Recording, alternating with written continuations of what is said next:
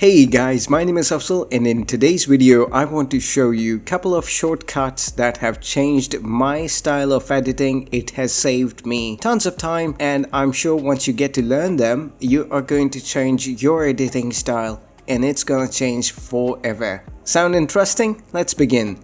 After bringing the videos onto the timeline, we start cutting, adjusting, and we just pick the right moment which we would like to have on our timeline. You must have noticed that I've created cut without even selecting the razor tool.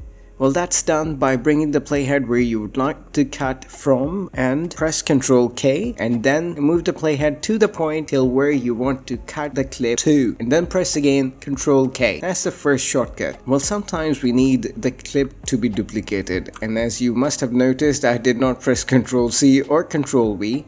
I did it by pressing and holding the Alt button and moving the clip to the track above. Well, that's the second shortcut that I often use. So the third one, in my opinion, is the most interesting one, and sometimes what you do is you move the clips back and forth to adjust some other media into the clips, or we forget to close the gap. In case you are faced with such a situation, I'm going to show you this will definitely make an impact. Press Ctrl A, go to sequence, come down over here, press close gap. So anyways, let's go to the fourth shortcut, and I know that is just going to blow your mind as much as the last one did. Did you know that you could actually, after deleting a clip, bring it back by pressing Ctrl Z?